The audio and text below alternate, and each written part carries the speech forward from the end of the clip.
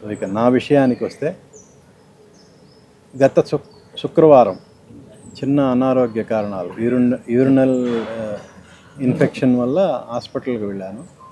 Doctor ఇమ్మీడియట్గా join అవ్వమన్నారు. అంటే high fever రావటం ఇవన్నీ జరగటంతో జాయిన్ అవ్వమన్నారు. సో కొండాపూర్ కిమ్స్ హాస్పిటల్లో జాయిన్ అయ్యాను. సో జాయిన్ అయ్యేటప్పుడు తెలుగు ఫిలిం జర్నలిస్ట్ అసోసియేషన్ ఆధ్వర్యంలో ఉన్న టాటా ఏఐజీ వాళ్ళవి కార్డ్స్ ఉన్నాయి కదా, దాన్ని సబ్మిట్ చేశాను. వాళ్ళు తీసుకున్నారు, అయిపోయింది.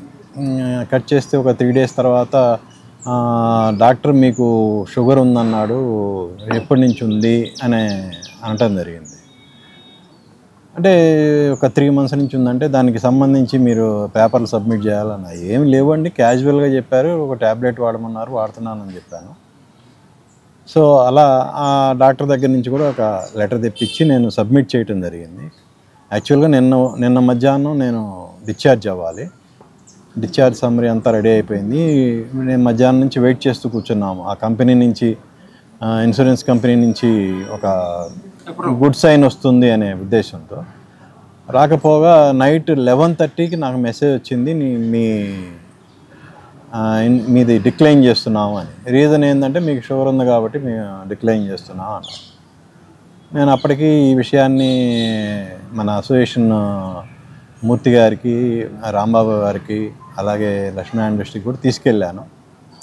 ఈరోజు మార్నింగ్ మళ్ళీ వాళ్ళందరితో ఒకసారి మాట్లాడటం జరిగితే వాళ్ళు మళ్ళీ రీజనల్ హెడ్ దగ్గరికి మళ్ళీ ఒకసారి విజిట్ చేయమని చెప్దామని చెప్పారు, పంపించారు. Even though that was also decline. ఈ మొత్తం ఎపిసోడ్లో నాకు ఈరోజు ఉదయం ఏమి పాలుపోక ఏం చేయాలా ఏంటి అని అనుకుంటున్నప్పుడు ప్రభుకి కాల్ చేశాను. అలాగే కొంతమంది నా మిత్రులకి కాల్ చేశాను. ప్రభు నీకేం వరి అవ్వబాక, నీకేం డబ్బు కావాలో చెప్పి నేను వచ్చి సెటిల్ చేస్తానన్నాడు. అది పక్కన పెడితే ఇండస్ట్రీకి ఒక పెద్ద దిక్కు అంటే మెగాస్టార్ చిరంజీవి గారు.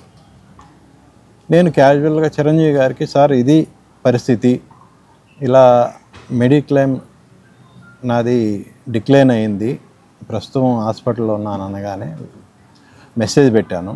ఎందుకంటే నిన్న బర్త్డే సెలబ్రేషన్స్ గ్రాండ్గా జరిగినాయి. సార్ బాగా అలసిపోయి ఉంటారు. ఆ మెసేజ్ చూడటానికి కూడా ఒక 1 or 2 days పడుతుందేమో అనుకున్నా. నేను వితిన్ 1 hourలోనే చిరంజీవి గారు స్పందించి ఇమ్మీడియట్గా కాల్ చేశారు.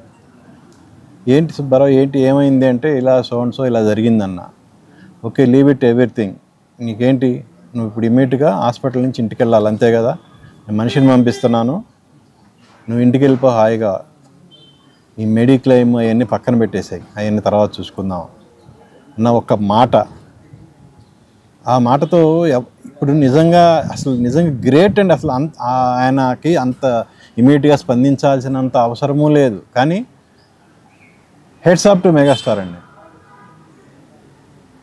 ఆయన అంత ఇమీడియట్గా స్పందిస్తారని అసలు నేనైతే ఎక్స్పెక్ట్ చేయలే ఇమీడియట్గా. ఆయన ఎందుకంటే ఆయన ఉన్న హెక్టిక్ షెడ్యూల్లో ఆయన తిరుమల వెళ్ళి వచ్చారు, నిన్న బర్త్డే సెలబ్రేషన్ జరిగినాయి. ఇంత ఫాస్ట్గా స్పందించి, అంటే మన ఇండస్ట్రీలో మన మనుషులు అంటే ఎంత కేర్ తీసుకుంటారు చిరంజీవి గారు అనడానికి ఇది ఒక నిదర్శనం అండి. అలాగే మన జర్నలిస్టుల పట్ల ఆయన ఎంత ప్రేమ ఉంది అంటే, అఫ్కోర్స్ అటు దాదాపు 30 ఏళ్ళుగా చిరంజీవి గారు పరిచయం. అటు చెన్నై నుంచి ఇక్కడి వరకు ఏ రోజు ఒక మెసేజ్ పెడితే రిప్లై రాకుండా ఉండని ఏకైక స్టార్ హీరో మెగాస్టార్ అండి. నేను ఇది గర్వంగా చెప్పగలను. ఒక మెసేజ్ పాస్ చేస్తే ఇమ్మీడియట్గా స్పందించే ఏకైక వ్యక్తి అండి. మనం ఇప్పుడున్న పరిస్థితుల్లో ఇప్పుడున్న స్టార్స్తో కనీసం వాళ్ళ మెసేజ్ల సంగతి అటు ఉంచండి, వాళ్ళ పిఆర్ఓల దగ్గరికి వెళ్ళటానికే ఇబ్బందిగా ఉన్న పరిస్థితులు ఇవి ప్రస్తుతం. ఇది నేనేది వాళ్ళని తక్కువ చేయటం అని కాదు, సిట్యుయేషన్స్ అలా ఉన్నాయి. So heads off to Chiranjeevi గారు. నేను జస్ట్ ఒక 1/2 hour అవుతుందండి ఇంటికి వచ్చి, ఇక్కడ ప్రెస్ మీట్ జరుగుతుందని తెలిసి చిరంజీవి గారికి ప్రత్యేకంగా నా కృతజ్ఞతలు తెలియజేయాలనే ఉద్దేశంతో ఇమ్మీడియట్గా నేను డ్రెస్ కూడా చేంజ్ చేసుకోకుండా ఇక్కడికి వచ్చి మీ ముందు మాట్లాడుతున్నాను. Once again hats off to Chiranjeevi గారు. సో ఆయన మంచితనానికి hats off. Thank you Chiranjeevi గారు.